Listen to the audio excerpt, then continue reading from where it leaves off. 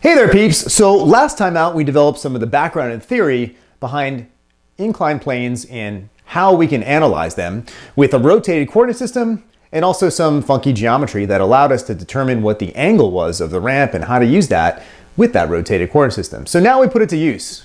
We've got a sample solution. Here's our Sichi. An old school Mack Lombard. Nice machines. They have a mass of about 2.5 kilograms. And it's pushed up a ramp of about 35 degrees here. Force is 25 newtons parallel to the surface of the ramp. We've got the coefficient of static friction is 0.5, coefficient of kinetic friction is 0.4. What we want to do is determine the acceleration of this Lombard up the ramp in terms of several quantities. They are mu, m for mass, g, which is acceleration due to gravity, theta, the angle, and force applied.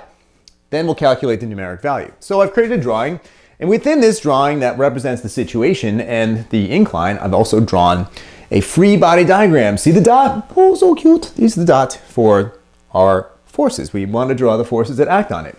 Well, we know there's going to be force applied, pulling it up the ramp. So here it is. And what I've done is establish a coordinate system so that the x is parallel to the ramp and y is perpendicular to that. So we've got force applied in the positive x direction. Notice that this is slightly different from what I showed you before in that the x direction positive is this way. And I think in the development of the rotated coordinate system, I might have had the x in the down direction. That's arbitrary. I chose to do it in the positive, make the positive direction the same as force applied. So there we go. In the negative x direction, we have the force of friction opposing it. In the positive y direction, we've got force normal. And kind of neither, or both if you will, is the force of gravity, which is straight down. And so these are the actual forces in blue. And in green here, what I've done is, okay, that force of gravity will actually break up into one part that goes down the ramp. That's Fg sine of theta. That came out of the last lesson. And the component that is responsible for pushing the object down onto the surface and thus creating the normal force is force of gravity times the cosine of theta. All right, so I've done this in terms of all the actual forces in blue and then the components that align with the coordinate system in green, force of gravity sine, force of gravity cosine for y and x accordingly. So what we're going to do next is write Newton's second law equations based on this free body diagram and its components. So you should probably have this in your notes to look at and refer to as we develop this next. Here we go.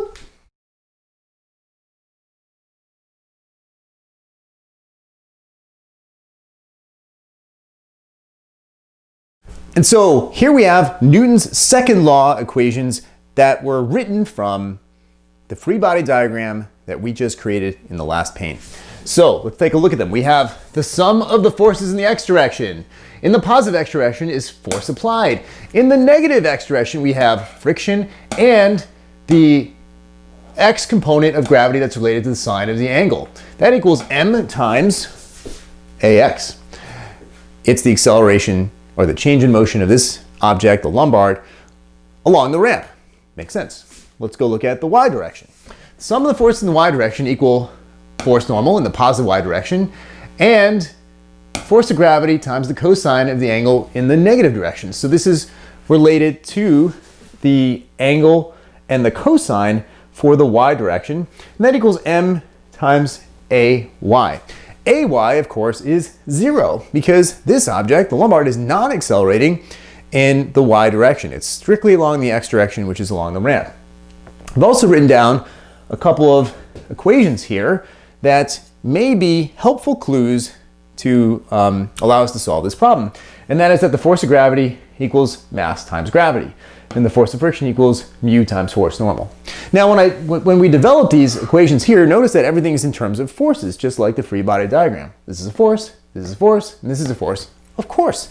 And this is a force, and this is a force, of course. Those are the sum of the forces. After we have that type of symbol with the F representing force, then we can do the substitutions, and that's why these are here, because we're going to have to use them as clues to solve this problem. One of the things that we need to do, of course, is check and see if force applied exceeds the combination of force friction and static and the component of Fg down the ramp. Well, what does that mean? It means that the force applied, in order to get this object to accelerate and move, really, it has to overcome two forces. They are the force of friction, static. You got to pull and pull and pull past that get going point. But you also have this term over here, force of gravity times the sine of the angle. That's going to be essentially the x component of the weight that wants to slide downhill. All right? And these two together are going to compete against force applied. So let's determine if force applied is big enough to even get going, and then we can look at it in terms of kinetic friction once it's going. All right? So we've got 25 newtons here for force applied. Now I've made substitutions already, so please follow along or do the algebra as necessary. But we have mu static mg cosine theta. That's the force of friction. And we've got mg sine of theta as the other term that we're competing against. So these two together, is the force applied greater than this? Well, I plugged in the values here, and what I determined actually is that the force applied is 25 newtons, and the amount of force necessary to get it moving up the hill is only 24 newtons. So it's a little bit higher. So in other words, we get it to go. Once we get it to go, that's where kinetic friction takes over, okay? And so in the next panel, what we'll see is the solution done out in terms of kinetic friction, and then we'll be able to figure out what the acceleration is. All right, so hang in there. It's a lot of variables and stuff to manage, but I know you guys can do it. Follow.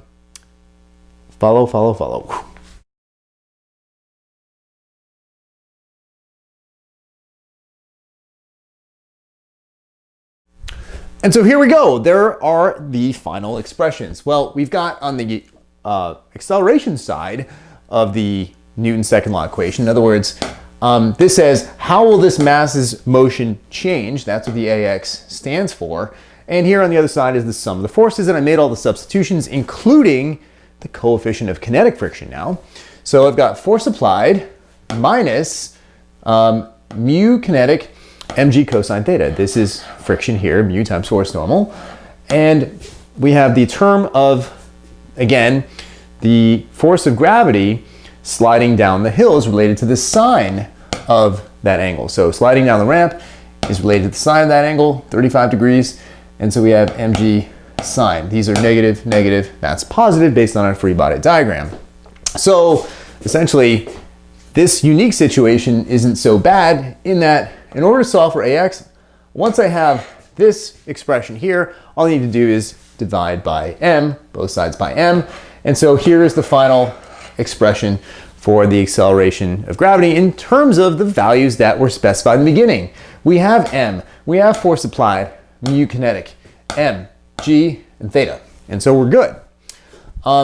This is an expression that is good for this unique particular situation.